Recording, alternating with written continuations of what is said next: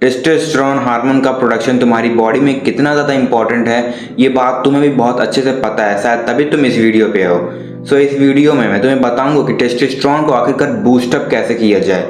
उन सभी चीज़ों को मैंने अपनी लाइफ में अप्लाई किया है, तभी मैं तुम्हें आज यहाँ पर ज्ञान दे रहा हूँ। सो वीडियो को एंड तक देखना, मैं सब कुछ बता दूंगा तुम्हें टेस्टोस्टेरोन आखिरकार नेचुरली बूस्टअप कैसे किया जाता है। क्योंकि तुम्हारा जो टेस्टोस्टेरोन है, तुम्हारे सोशल स्किल्स, तुम किस तरीके से लोगों से बात करते हो, सोशल सिचुएशन तुम बात कर पाते हो या नहीं, लोगों से कितने कॉन्फिडेंट रहते हो, लोग चार लोग के बीच में तुम्हारी देख के फट जाती है क्योंकि तुम्हारा टेस्टोस्टेरोन लो रहता है। सो इस वीडियो में तुम्हें वही बताऊंगा जो तुम सोच रहे हो। सो एक चीज़ से मैं तुम्हें एक्सप्लेन करता हूँ कि आखिरकार टेस्टोस्टेरोन बढ़ता क्यों है, किस में है। टेस्टोस्टेरोन मेल में बनता है, ये सबको पता है। केवमैन पीरियड का एग्जांपल लिए जाए तो उस टाइम पे भी जो आदमी लोग होते थे, बाहर जाते थे, हंटिंग करके खाना वगैरह लाते थे, अपनी बीवियों को देते थे, बच्चों को देते थे खाना खाने के लिए, और बीवियाँ घर संभालती थी बच्चों को।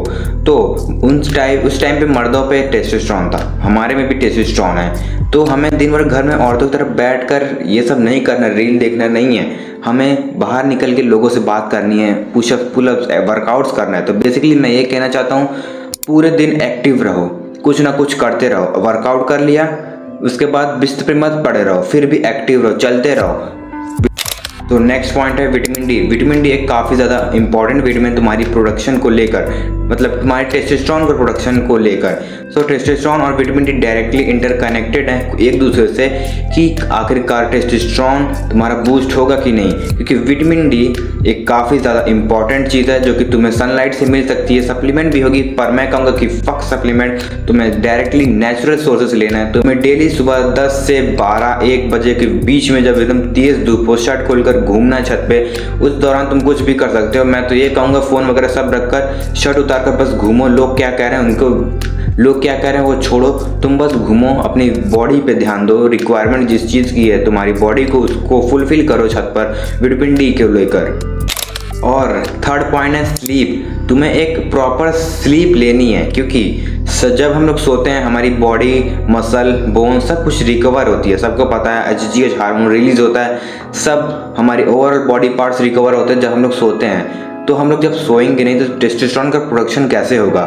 टेस्टोस्टेरोन, स्पर्म, सीमन, ये सब बनता किससे है? जो न्यूट्रिशन हम लोग खाते हैं, जिस तरीके की डाइट होती है हमारा, उसी से बनता है। Calcium, protein, nutrition, macro nutrient हम लोग पूरे करते हैं तभी बनता है। सो तुम्हें डाइट तो अपनी अच्छी रखनी है, वो बात तो है ही, पर तुम्हें सोना भी है। जब तुम सोओगे, जो न्यूट्रिशंस है वो ब्लड के थ्रू तुम्हारे टेस्टोस्टेरोन को प्रोड्यूस करेगी, तुम्हारी ओवरऑल बॉडी तक वो न्यूट्रिशन पहुंचाएगी, जिससे तुम्हारा टेस्टोस्टेरोन प्रोडक्शन बढ़ेगा। अगर तुम 7 से 8, ज़्यादा से ज़्यादा 9 घंटे तक अगर सोते हो तब। एंड लास्ट पॉइंट है स्ट्रेस मैनेजमेंट। जितना सुनने में आसान लग रहा है उससे ज़्यादा ही टफ है ये।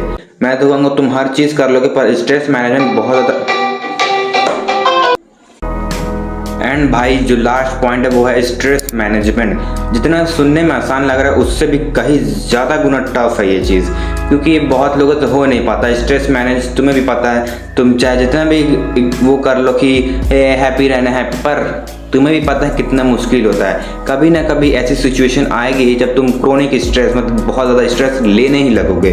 तो तुम्हें अगर बहुत ज़्यादा स्ट्रेस होता है तो तुम्हें मेडिटेशन करनी है या फिर लंबी लंबी सांसें लेनी है इस तरीके से। और मेडिटेशन के बारे में अगर और जानना है तो बताना, मैं वीडियो भी लेकर आऊँगा। अगली वीडियो इसी पे होगी अगर डिमांड रहेगी तो। क्योंकि जब तुम बहुत ज़्यादा स्ट्रेस लेने लगते हो ना, तुम्हारी बॉडी में कोर्टिसोल हार्मोन रिलीज होता है और टेस्टोस्टेरोन लो होता है। मतलब जब कोर्टिसोल रिलीज होगा टेस्टोस्टेरोन डिक्रीज होगा, और कोर्टिसोल इंक्रीज होगा टेस्टोस्टेरोन डिक्रीज होगा। एक ही बात हो गई। मतलब जब कोर्टिसोल डिक्रीज होगा टेस्टोस्टेरोन इंक्रीज होगा, और कोर्टिसोल इंक्रीज होगा टेस्टोस्टेरोन डिक्रीज होगा। मतलब दोनों डायरेक्टली कनेक्टेड है एक दूसरे से। तो तुम्हें स्ट्रेस कम लेना है। कोर्टिसोल को हम स्ट्रेस हार्मोन भी बोलते हैं, ये एक दूसरे का दुश्मन ही है समझ लो। तो तुम्हें ये सारी चीज़ें करनी है जिससे तुम्हारा टेस्टोस्टेरोन काफ़ी हद तक बच सकता है।